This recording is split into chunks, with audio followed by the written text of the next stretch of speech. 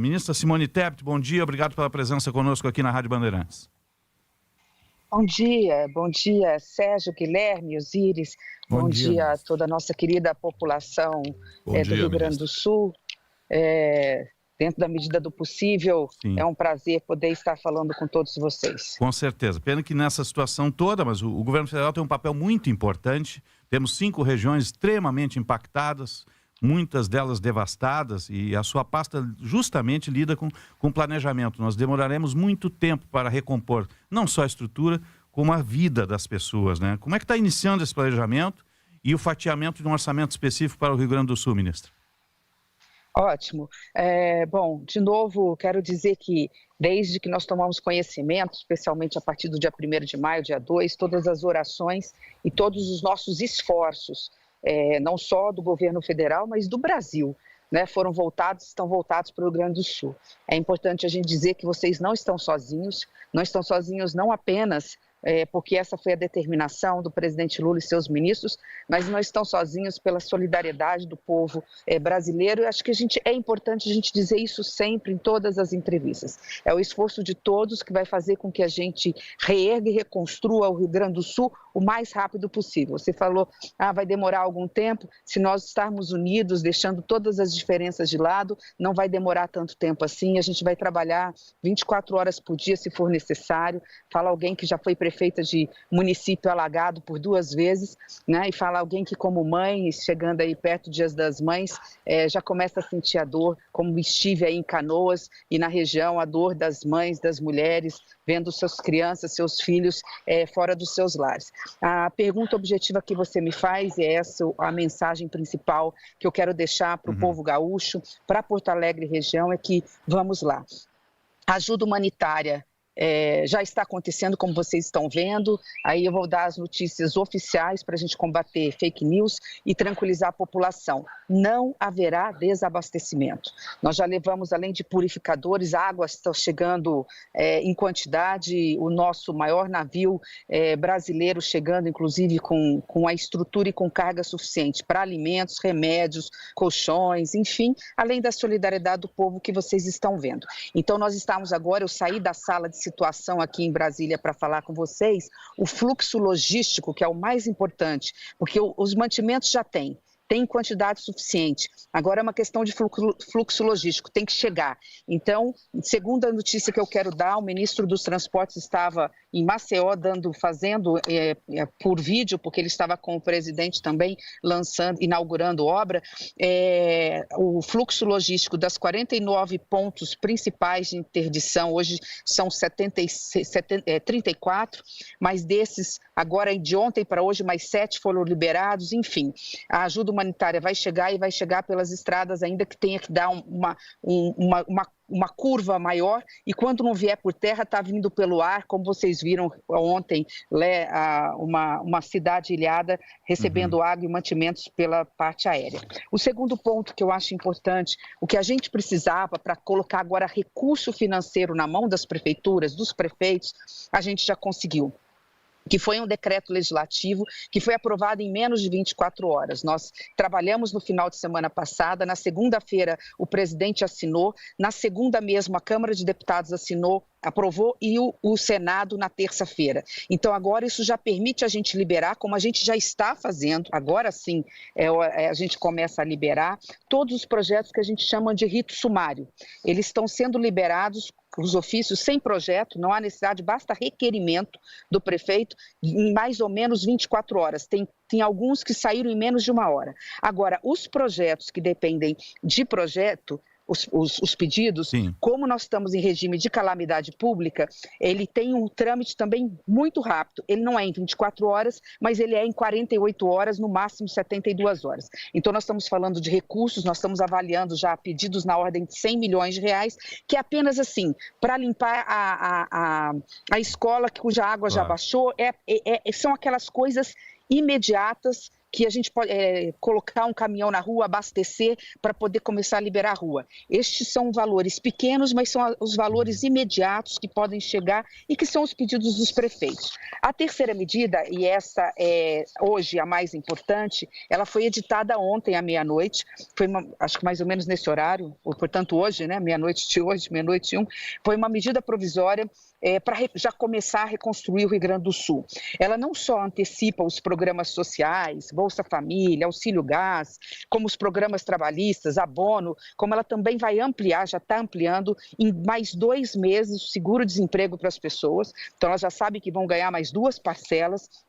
Da mesma forma como a gente está colocando o aporte de mais de 7 bilhões de reais, que são aqueles aportes para os programas do setor produtivo. Lembra do Pronaf, da agricultura familiar, do Pronamp, para as pequenas e microempresas poderem alavancar? A gente acha que esse valor, esse aporte do governo federal vai dar uma alavancagem na capacidade de crédito na ordem de 30 bilhões de reais. E aí, claro, que vem com toda uma regra diferenciada para facilitar a retomada da vida das pessoas. Ainda mais 2 medidas importantes, que são, se eu tiver tempo, né? Claro. Na segunda-feira... O Rio Grande está lhe ouvindo, ministro. Tá. Eu não quero monopolizar, sei que em seguida, vocês estão aí... O colega aqui tem uma pergunta para a senhora. Certo, então apenas mais 2 medidas que aí vocês podem, ficar à disposição de vocês. Mais uma medida essa que importa para os municípios impactados e para os prefeitos. A segunda, no mais tardar na terça-feira, nós vamos estar editando aquela medida provisória do crédito extraordinário.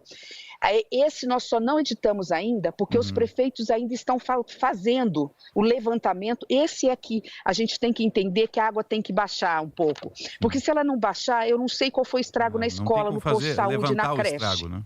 Isso, porque a gente não sabe se é 1 bi, 10 bi, 20 bi, 30 bi. Então, essa medida de crédito extraordinário virá diretamente para recurso na mão das prefeituras, essa sim, valor maior. A gente estava falando de 100 milhões no primeiro, porque é vamos dizer assim, tirar a poeira, né? Essa não, essa é realmente para reconstrução daquilo que foi estradas vicinais, escolas, creche, posto de saúde, estabelecimentos e tudo mais.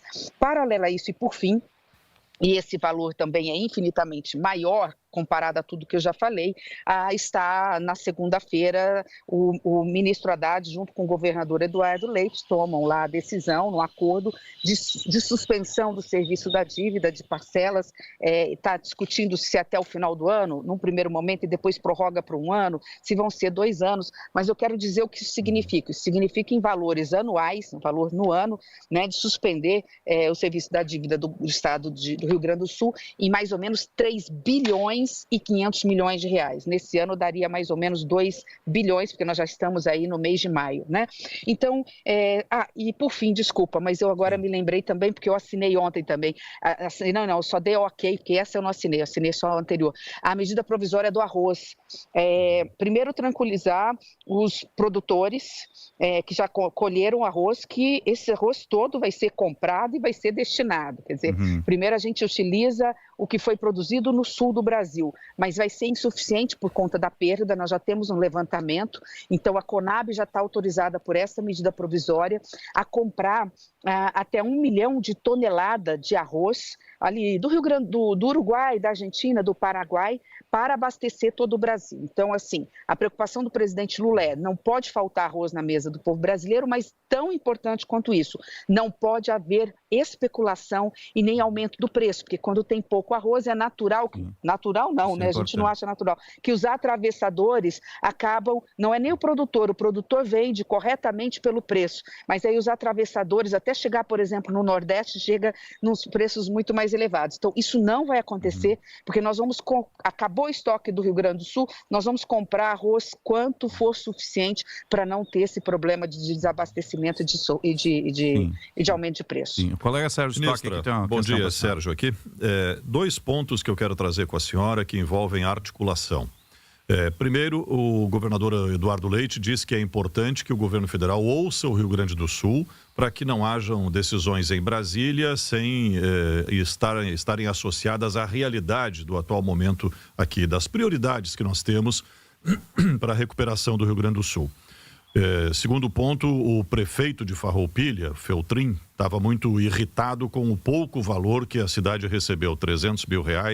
Circulou um vídeo aí nas redes sociais sobre uma discussão dele com o ministro Paulo Pimenta. Só apenas 2 exemplos aqui da necessidade de articulação. E eu queria perguntar à senhora como é que está sendo feito isso do governo federal com o governo do estado e as prefeituras, para que não haja uma boa intenção do governo federal, por exemplo, e liberar recursos para onde precisa menos, deixando onde precisa mais de lado. E o segundo ponto que a senhora citou aí, em relação aos benefícios para os trabalhadores.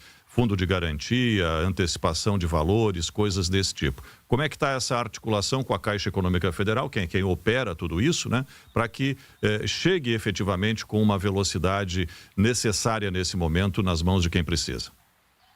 Perfeito, Sérgio. Suas perguntas são fundamentais e complementam aqui. Vou começar pela última, que inclusive ela é bem mais rápida. Essa medida provisória que nós acabamos de assinar, que saiu publicada à meia-noite, já autoriza a Caixa Econômica ainda no mês de maio.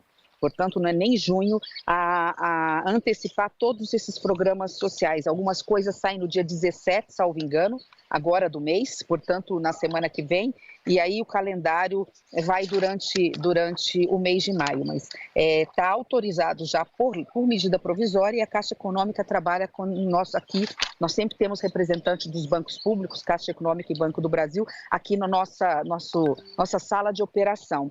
E aí me linka a segunda pergunta, a primeira parte da pergunta que você fez. Eu aproveito para dizer o seguinte, primeiro que a nossa relação com o governo, com o Eduardo Leite é a melhor possível. Eu em particular, pela amizade que tenho, não só com ele, como com o vice-governador, né, Gabriel, que é do meu partido. Da mesma forma, quando estive aí, eu trouxe uma série de sugestões inteligentíssimas, que tem toda a pertinência do prefeito da capital, que também é do meu partido, mas não é por isso, é pela relação de amizades. A hora a gente fala com os amigos, que é mais fácil, o que vocês estão precisando, que é o nosso prefeito Melo. Melo tem sido incansável na cidade de Porto Alegre, ele deu algumas sugestões, que inclusive nós já estamos, uma delas, avaliando com profundidade, que a gente acha que pode levar adiante. Eu só peço desculpas de não poder adiantar, mas até porque é para quando a água baixar, para resolver a vida das pessoas que vão voltar para casa sem nada, sem um fogão, sem uma geladeira, sem um colchão, isso tudo está no nosso radar. E de forma bem objetiva, Sérgio, nós não estamos fazendo nada sem falar com o Rio Grande. Nós não estamos fazendo nada sem falar com o governador, sem falar com os prefeitos. Nesse caso do prefeito de Farroupilha, eu quero aqui reforçar e tranquilizar o prefeito. Por isso que eu fiz questão de falar das 5 medidas. As medidas emergenciais, elas dirão quanto valor for necessário, desde que atendam só 2 requisitos. Pelo sistema do computador, pegar no celular e mandar um ofício de requerimento se o assunto for sumário e dizer quanto que precisa para agora, para cada 24 horas, 48 horas a gente vai liberando. Não está faltando recurso. 300 mil que chega, 500, porque os prefeitos estão pedindo valores menores no que chega para nós. Até agora nós não chegamos a 100 milhões no total para o emergencial, porque sem a água baixar, não tem como pintar a escola. Sem a água baixar, não tem como repor os remédios e as macas nos hospitais ou nos postos de saúde. Então, essa medida emergencial tem um fluxo mais rápido, como eu disse, se ele é realmente sumário, 24 horas, teve um caso que saiu em 48, 49 minutos. Eu acho que a gente tem no sistema aqui para depois mostrar para vocês.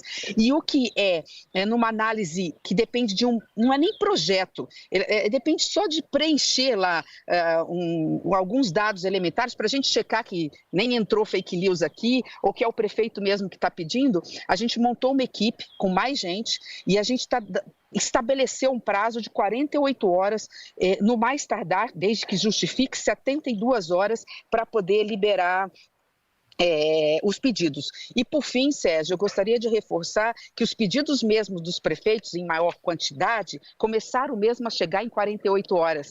Porque o prefeito estava ali no desespero, socorrendo, colocando caçamba, o que tinha à disposição. E agora que começou realmente a chegar esses projetos mais simplificados de análise. Ontem mesmo chegou acho que 33 projetos e a determinação aqui da sala de operação é que esses 33 projetos todos até domingo, né, o mais tardar na segunda de manhã, estejam todos liberados. Ministra, Guilherme Macalossi aqui, é um prazer falar com a senhora. Eu sou de Farroupilha, aliás, eu conheço o prefeito Feltrin, ele é dado assim a interpretações de natureza artística, ele é cover do Elvis Presley. Então talvez ali tenha sido até um pouco excessiva a forma com que ele falou com o ministro Pimenta, talvez não tenha sido a melhor forma de cobrar. Mas, de qualquer modo, ministro, a minha pergunta diz respeito à questão orçamentária em geral. Obviamente, nesse momento, se cria uma excepcionalidade por conta da destruição generalizada aqui no Rio Grande do Sul, são 400 cidades afetadas. A senhora é uma política que tem uma identificação muito forte com a responsabilidade fiscal. A senhora é zelosa das contas públicas. Mas me parece que aqui está posta a condição necessária para que as regras fiscais sejam flexibilizadas. Como é que a senhora vê essa dinâmica? A necessidade de fazer um aporte bilionário, como o governo anunciou ontem, aqui para o Rio Grande do Sul, e também a necessidade de se manter as contas do restante do país em dia. Dá para calibrar as coisas de maneira a atender o Estado e manter a previsibilidade econômica? Com certeza, Guilherme, o fiscal serve para isso, né? A gente cuida, é zeloso com o dinheiro do povo brasileiro que paga os seus impostos e não quer ver nem tipo de desvio de recurso, e mais do que isso, que o recurso seja eficiente. Primeiro porque um país que gasta mal, ele inflaciona os seus alimentos, os produtos de tudo, porque ele passa uma imagem equivocada para investidores que deixam de investir, levam insegurança jurídica, isso a bolsa cai, o dólar sobe, e quem paga esse pato, quem sofre mais é a população mais humilde, que vê lá nas gôndolas dos supermercados os preços subindo porque a gente não controla a inflação. Até aproveitando para dizer que hoje mais uma notícia positiva, comparada a abril do ano passado, nós fechamos abril com uma inflação bem menor do que abril do ano passado, que deu 0,6 e agora deu 0,3 este mês. Ou seja, a gente vai ficar nessa inflação dentro da banda na faixa dos 3 e pouco por cento ao ano. É isso que dá dignidade para as pessoas que ganham o salário mínimo e não vê o salário mínimo comido pela inflação, corroído pela inflação. Mas a sua pergunta é exatamente nesse sentido. A gente cuida de um lado para sobrar para investir onde precisa nos casos de urgência. Nesse caso, não tem limite. Está falando alguém aqui que cuida do fiscal. Mas esse é o caso que a gente usa, claro que de forma transparente, com segurança jurídica, para depois ninguém estar lá respondendo o processo, mas a gente cuida primeiro do fiscal para quando, lamentavelmente, vem uma tragédia como essa, que eu ouvi vocês falando, eu posso estar enganada e eu tenho muito tempo de estrada, não só de vida pública, mas em idade, para dizer que talvez essa não seja a maior calamidade climática do Rio Grande do Sul só não. Eu acho que ela é a maior calamidade climática da história do Brasil pela dimensão e impacto na vida da quantidade de pessoas, né? Assim, vamos ver depois, mas é esse sentimento. Então, nesse momento, nós não estamos fazendo conta. Nesse momento, nós fizemos um decreto legislativo exatamente para não atrapalhar, obviamente, o trabalho do fiscal no Brasil, dizendo o seguinte: tudo que nós gastarmos no Rio Grande do Sul, esses investimentos que nós vamos fazer, está fora do limite de gasto que eu estou autorizada a gastar, ou seja, eu vou poder gastar mais e fora da meta fiscal. Tudo, obviamente, dentro de regras, com controle, com transparência e com segurança jurídica. Mas a determinação do presidente Lula não pode faltar os recursos necessários agora, mas principalmente quando a água baixar. Sim, a ministra Tebet, ontem o ministro Haddad, de noite também, anunciou aí a liberação de 50,9 bilhões em medidas de ajuda para 3,5 milhões de atingidos. Isso vai ser fatiado? Como é que isso, de que forma isso vem, ministro? Isso, esses valores é mais ou menos em cima das medidas provisórias que eu falei hoje para você. Eu até tinha esquecido de falar que isso faz parte do anúncio. Depois do anúncio, na parte da manhã, todos nós nos juntamos, elaboramos a medida provisória e ela foi publicada à meia-noite, meia-noite, enfim, entre ontem à noite e hoje. A madrugada de hoje eu não sei o horário. E nela, só para deixar assim também claro que, porque ainda virão outras medidas provisórias, que não é 50 bi em orçamento, é 50 bi em ações. Parte disso, nós estamos incluindo, por exemplo, eu vou dar o exemplo da antecipação do Bolsa Família, do Auxílio Gás. Isso está dentro desses 50. Então, não é dinheiro novo. Mas, por exemplo, as duas parcelas a mais do seguro-desemprego, que dão mais ou menos 500 milhões de reais, é dinheiro novo. Então, dos 50, o que é dinheiro novo é algo mais ou menos em torno de 8 bi. Por isso é que eu falei de novo, há necessidade ainda da medida provisória de crédito extraordinário para os prefeitos, que nós não sabemos quantos bilhões vão ser, e a renegociação da dívida com o Estado do Rio Grande do Sul. Então, assim, não são 50 bi de recursos novos, é a antecipação. Por exemplo, ali tem novo, sim. Por exemplo, 4 bi e meio, mais ou menos, de aporte do fundo garantidor para o Pronamp, para auxiliar linha de crédito, para auxiliar o pequeno e o médio comerciante, empresário, agricultor familiar, a agroindústria e tudo mais. Da mesma forma como temos dinheiro do Pronamp sem E, né? E a mesma coisa para o Pronaf. Isso é dinheiro novo.